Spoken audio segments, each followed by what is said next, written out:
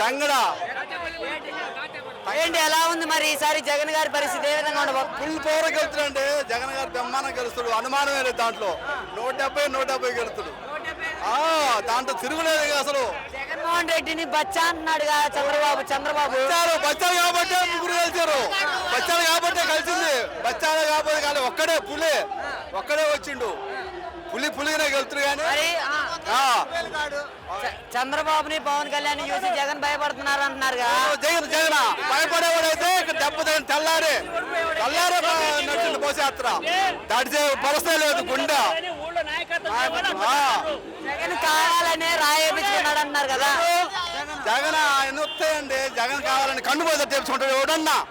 వాళ్ళు అన్నం తింటారో గడ్డి తింటారో వాళ్ళు మాట్లాడటానికి. ఫైనల్ గా జగన్మోహన్ రెడ్డి గారికి ఎన్ని సీట్లు రావచ్చు అంటారు? 175 కదా అయిపోయింది. అది ఎప్పుడు అయిపోయింది, ఫిక్స్డ్ అయిపోయింది. ఇవన్నీ కూడా వాళ్ళు పెట్టిన మనం రావడం కానీ వాళ్ళు పెట్టడం కానీ ఎప్పుడో ఫిక్స్డ్ అయిపోయింది.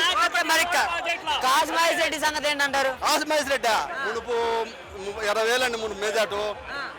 ఇప్పుడు దెబ్బ 50,000 మెజార్టీ. 50,000 తప్ప ఖచ్చితంగా 50. 12 కాసిన 2 లక్షల పందెం కాసిన.